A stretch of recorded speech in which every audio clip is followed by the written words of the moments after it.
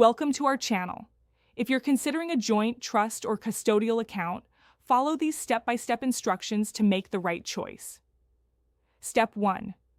Understand the differences between account types.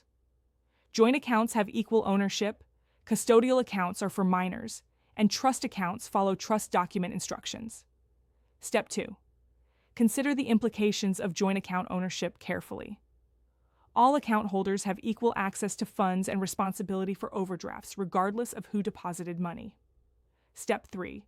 Decide on joint account rights of survivorship versus tenants in common. Rights of survivorship means funds automatically go to surviving owner, bypassing probate and will instructions. Step 4. Understand that custodial accounts become the child's property at age 18 or 21. You cannot reclaim funds once contributed, even if circumstances change dramatically. Step 5. Consult an estate planning attorney before opening trust accounts. Trust accounts must comply with trust document provisions and legal requirements to function properly. Step 6. Complete all required paperwork with accurate information. Joint accounts need all owners present with identification, while trusts require trust documentation and trustee identification.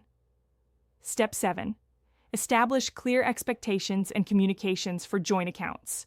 Discuss how money will be managed, who pays bills, and how to handle disagreements before problems arise. Step 8. Review beneficiary designations on all accounts. Named beneficiaries receive funds directly outside probate, overriding even your will instructions.